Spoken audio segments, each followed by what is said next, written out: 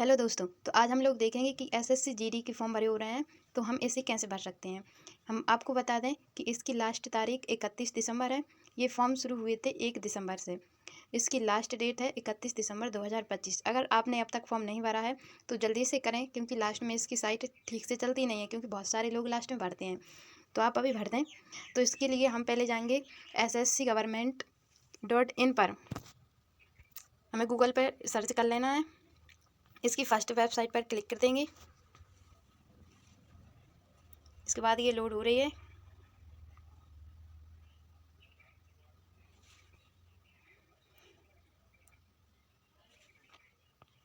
ये यहाँ पे खुल गई। ठीक है। तो हमें यहाँ पे देख सकते हो, अगर आपको फॉर्म भरना है तो लॉगिन और रजिस्ट्रेशन पर क्लिक करना है। अगर आपका पहले से रजिस्ट्रेशन है तो आपको लॉगिन करना है। ठीक है। यहाँ पे क्लिक कर देंगे। अभी तो दोनों वाले लॉगिन और रजिस्ट्रेशन, यहाँ पे हमारी ये साइट खुल के आ गई है। ठीक है। तो हमें यहाँ पे डालना है अपना रजिस्ट्रेशन नंबर।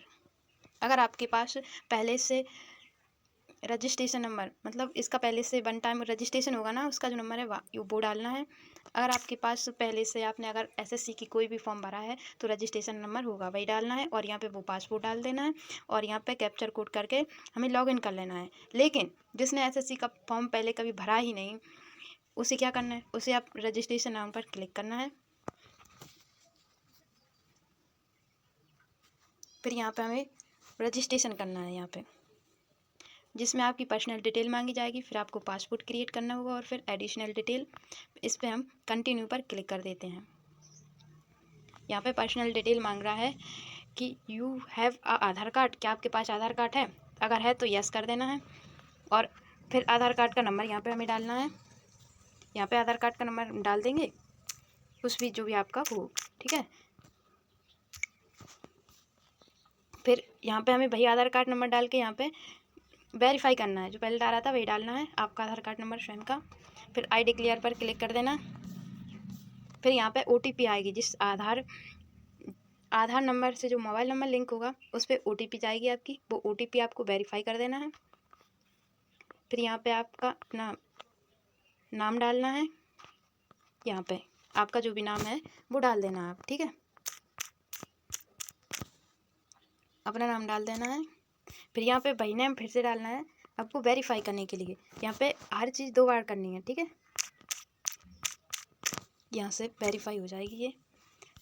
फिर आपने क्या नाम चेंज किया है, यहाँ पे किया है तो यस कर देना। और फिर नाम डालना, अगर नहीं किया तो यहाँ पे सिंपली नो कर देना। फिर यहाँ पे जेंडर चुनना है, आप किस मेल फीमेल, यहाँ पे क्लिक करके चुन लेना। फिर आपको डेट ऑफ बर्थ डालनी है। यहाँ से डेट ऑफ बर्थ डाल देंगे हम।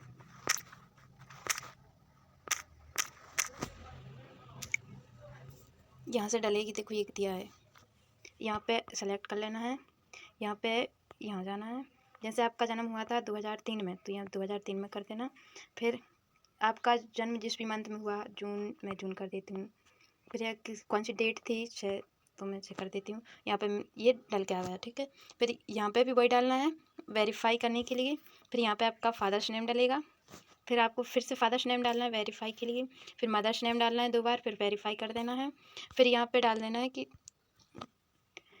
10th क्लास आपने कहाँ से, कौन से बोर्ड से की, Assam, Bihar board, MP board, ये आप जिस भी बोर्ड से किया हो आपको सेलेक्ट कर देना है। ठीक है। फिर यहाँ पे रोल नंबर डालना है। आपका जो भी रोल नंबर है वो आप रोल नंबर डाल देंगे। ठीक है। फिर आपको ईयर ऑफ पासिंग, मतलब आपने कौन सी ईयर में पास किया था 10th, वो डालना है। ठीक है। ये मार्कशीट पे लिखा होता है। फिर आपको वेरीफाई ऑफ पासिंग सेलेक्ट करना है। पासिंग ईयर कौन सी थी, जैसे 2019 है जिसका, 2019 ऐसे कर देंगे। ठीक है। फिर आपकी हाई लेवल, मतलब हाई एजुकेशन क्या है आपकी, कोई डिग्री है, 12th पास है या फिर 10th पास है, तो यहाँ पे कर देना है। जैसे ग्रेजुएशन है किसी की, तो फिर यहाँ पे वेरीफाई करने के लिए 2 बार सेलेक्ट करना है। फिर यहाँ पे डालना है कैंडिडेट का मोबाइल नंबर। जो भी आपका मोबाइल नंबर है वो आप यहाँ से डाल लेंगे। ठीक है। फिर आपको डालनी है ईमेल आईडी जो सक्रिय हो, ठीक है, जो मतलब उपस्थित हो वही ईमेल आईडी और मोबाइल नंबर डालना, क्योंकि ये जानकारी सारी जाती है वहाँ पर, ठीक है। फिर इसके बाद हम लोग कर देंगे सेव एंड नेक्स्ट पर।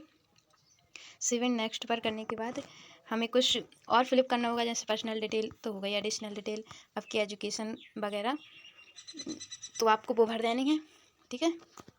इसके बाद जैसे ही आप सेव एंड नेक्स्ट पे करते हो तो आपको वहाँ पे पासपोर्ट बनाने के लिए कहा जाएगा, तो आपको फिर पासपोर्ट बनाना है, ठीक है। पासपोर्ट बनाने के बाद कैटेगरी चुननी है आपको, कौन सी कैटेगरी है, फिर नेशनलिटी चुननी है, ठीक है। फिर बॉडी पे मार्क अगर कोई है तो वो बताना है, और फिर इसके बाद उसमें एड्रेस और पिन कोड और आपका डिस्ट्रिक्ट पूछा जाएगा, वो भी आपको सिलेक्ट कर लेना है, ठीक है। फिर उसके बाद रजिस्ट्रेशन के बाद हम लोग लॉगिन करेंगे, वहीं पे आपको रजिस्ट्रेशन नंबर मिल जाता है, या फिर जो आपने मोबाइल नंबर डाला है उस मोबाइल नंबर पे रजिस्ट्रेशन नंबर और पासपोर्ट दोनों ही आ जाते हैं, तो वहाँ से आप ये सारी चीज़ें रजिस्ट्रेशन नंबर लेके पासपोर्ट और लॉगिन कर लेना है, ठीक है। अब हम देखेंगे लॉगिन करने के बाद कैसे भरें फॉर्म को।